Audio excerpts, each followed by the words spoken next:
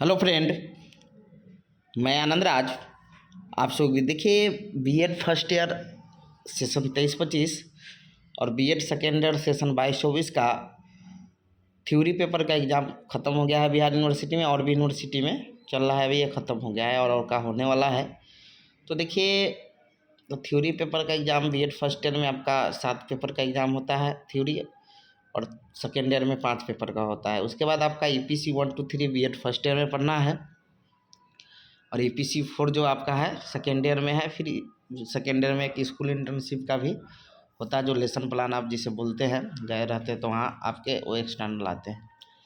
तो देखिए, ईपीसी क्या होता है, इसको हम लोग ध्यान से समझेंगे। इसमें कैसा क्वेश्चन पूछता है, कैसा एग्ज़ाम होता है, ये सब चीज़ हम लोग डिटेल में बात करेंगे, क्योंकि ये चीज़ जानना आपके लिए ज़रूरी है। क्योंकि जब आप टीचर बन रहे हैं तो इसके बारे में जानकारी आपको चाहिए। एक्स्ट्रा आप में एक क्षमता विकसित करने के लिए ईपीसी होता है, समझे, टीचर को। तो देखिए, ईपीसी का एग्ज़ाम जो कोरोना से पहले जो होता था बिहार यूनिवर्सिटी में, ईपीसी 1 2 3 जो बीएड फर्स्ट ईयर में है, तो यूनिवर्सिटी से एक्सटर्नल नियुक्त होते थे और फिर वो आपके कॉलेज में आते थे। जिस कॉलेज में ही इसका एग्ज़ाम होता है, और फिर आपसे वो ओरल टाइप या वाइवा एग्ज़ाम लेते थे, समझे। वो उससे रिलेटेड, ईपीसी से रिलेटेड या आपके जो बीएड से रिलेटेड क्वेश्चन पूछते थे। लेकिन कोरोना के बाद से बिहार यूनिवर्सिटी में ईपीसी 1 2 3 का या ईपीसी 4 का जो एग्ज़ाम कंडक्ट कॉलेज को ही बोला जाता है, या आप अपने स्तर से कंडक्ट कीजिए, समझे।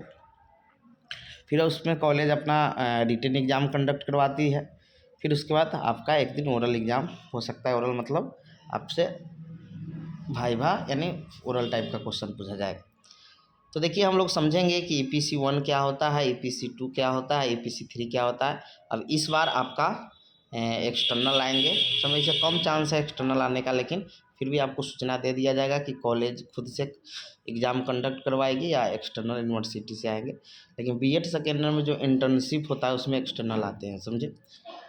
ईपीसी में तो नहीं आएंगे बीएड सेकेंड ईयर के 4 में, लेकिन आपका जो लेसन प्लान का होता है, समझे, उसमें आपसे आकर क्वेश्चन इसमें क्या होता है वो सब चीज़ हम बताएंगे आगे।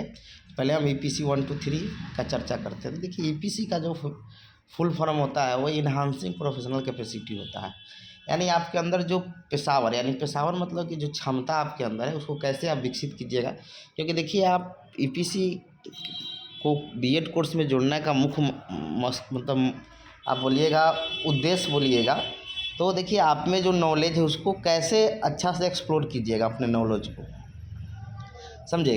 क्योंकि आपको पता है शिक्षण एक कला होता है कि आप में सब चीज़ है और पढ़ाने का तरीका आपको नहीं पता है, तो फिर आपका शिक्षण इफेक्टिव नहीं होगा। तो ईपीसी जो है आपका यही चीज़ विकसित करने के लिए आपके बीएड कोर्स में जोड़ा गया, समझे। तो देखिए, आपसे जो भाइवा होगा, समझे, और ईपीसी 1 में क्या क्या नाम है, ईपीसी 2 का क्या नाम है, ईपीसी 3 का क्या नाम है, समझे। तो ये कॉलेज आपका एग्ज़ाम कंडक्ट करवाएगी रिटन, समझे। बहुत कॉलेज भाइवा ही सिर्फ लेती है, बहुत कॉलेज रिटन भाइवा दोनों लेती है, समझे। तो ईपीसी से 1 का क्या नाम है, तो देखिए ईपीसी 1 का जो नाम है reading and reflecting on text होता है, समझ गए। अब इसमें क्या होता है कि रीडिंग एंड रिफ्लेक्टिंग मतलब रीडिंग मतलब पढ़ने संबंधित। तो इसमें जो क्वेश्चन होता है पठन कौशल क्या होता है, देखिए जैसे ईपीसी का नाम हो गया, समझे, इसमें 40 और 50। देखिए ईपीसी 1, ईपीसी 2 और ईपीसी 3 जो होता है, 40 नंबर का आपका एक फाइल बनाए होंगे आप लोग, समझे। 10 नंबर का आपका प्रैक्टिकल वही भाइवा टाइप का, समझिए।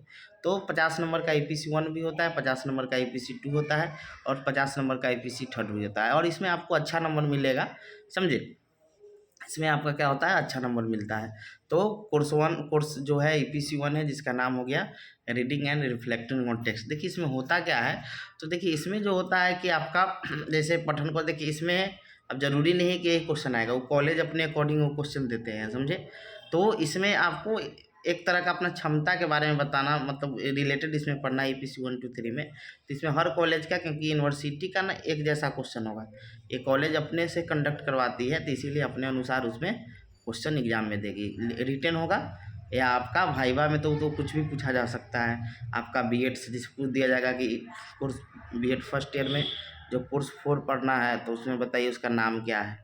पूछ दिया जाएगा कि ईपीसी 1 का नाम क्या है, पूछ दिया जाएगा कि ईपीसी का फुल फॉर्म क्या होता है। जनरल भी आपसे कुछ क्वेश्चन पूछ दिया जाएगा कि बीएड कितना नंबर का फर्स्ट ईयर में एग्जाम होता है, सेकेंड ईयर में कितना होता है, थ्योरी कितना होता है, प्रैक्टिकल कितना होता है, ये सब चीज़ है। तो वो तो वो सामने वाले आपसे जो भी चीज़ बीएड से रिलेटेड पूछते वो तो भाई में कुछ भी पूछा जा सकता है, समझे। तो एक हम आपको पैटर्न बता दे रहे हैं कि ऐसा टाइप का आपका एग्जाम था जिसमें आपका ऐसे 40 नंबर आपको पता ही है 3 यूनिट होता है, तो 3 यूनिट में 6 क्वेश्चन रहेगा एग्जाम में लिखने के लिए, 3 क्वेश्चन का आपका जवाब देना होगा।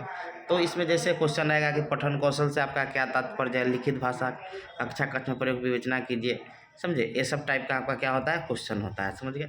अब देखिए EPC2 जो है आपका, इसमें मुख्य रूप से आपका भाई से क्वेश्चन पूछा जाएगा और अच्छा नंबर मिलता है। ऐसा नहीं है कि नंबर इसमें नहीं, सबको ठीक ठाक नंबर मिलता है जितना आप अपेक्षा किए होंगे।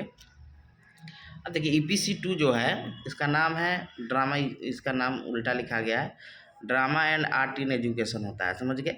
यानी drama and art in education के, देखिए आपको पहले ही बताया कि शिक्षण क्या होता है, एक कला है, समझे। और कला जब तक आप में नहीं होगा, कहानी कहने का ढंग, कोई चीज़ पढ़ाने का तरीका, आपका शिक्षण क्या होगा, मतलब इफेक्टिव नहीं होगा, प्रभावशाली नहीं होगा। तो इसमें क्या होता है कि कला से रिलेटेड, जैसे मान लीजिए आपका लोक नृत्य के बारे में पूछ दिया गया, यानी फोल्क डांस के बारे में।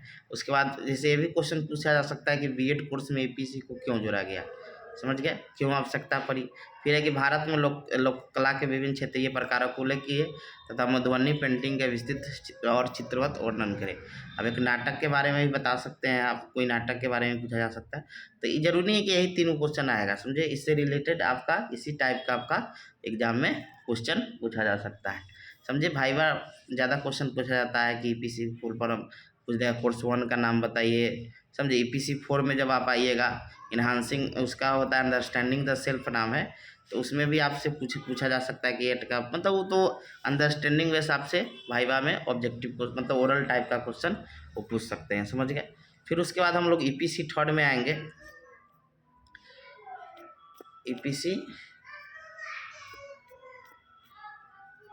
EPC3 का नाम है क्रिटिकल अंडरस्टैंडिंग ऑफ ICT, यानी इसमें आपका कंप्यूटर से रिलेटेड ICT इंफॉर्मेशन कम्युनिकेशन। अब यहाँ पर पूछ दिया जाएगा कि ICT क्या होता है, इसका फुल फॉर्म बताइए। तो इसका होता है इंफॉर्मेशन कम्युनिकेशन टेक्नोलॉजी। EPC3 का नाम है क्रिटिकल अंडरस्टैंडिंग ऑफ ICT, समझ गए।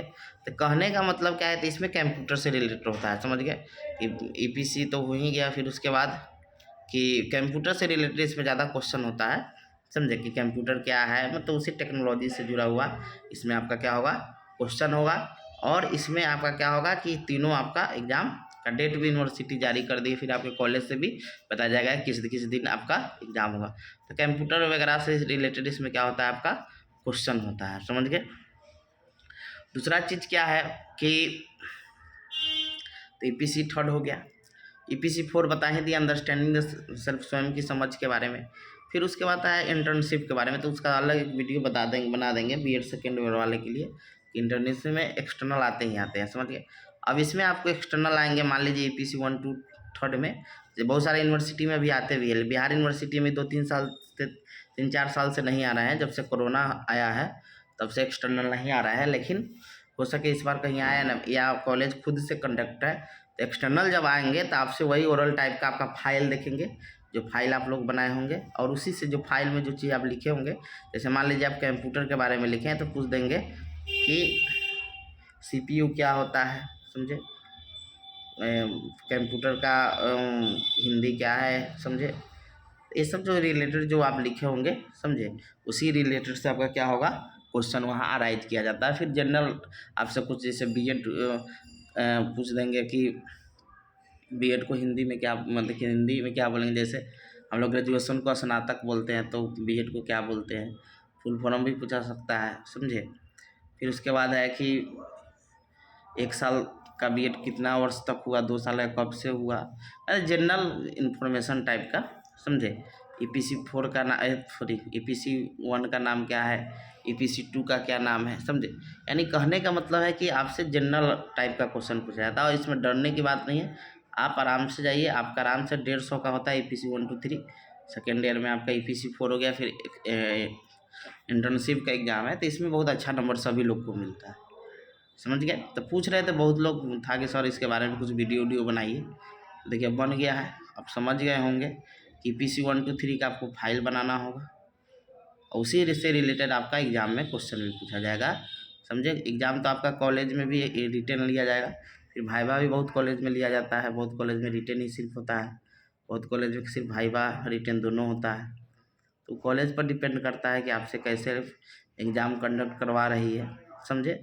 शामिल इसमें होना बिल्कुल जायज़, मतलब होना है जैसे थ्योरी एग्ज़ाम में शामिल हुए थे, क्योंकि इसका अटेंडेंस यूनिवर्सिटी में जाता है, इसलिए इस एग्ज़ाम में शामिल भी होना है, समझे।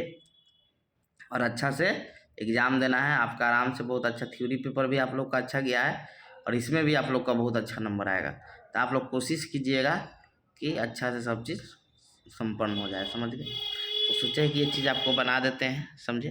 Thank you.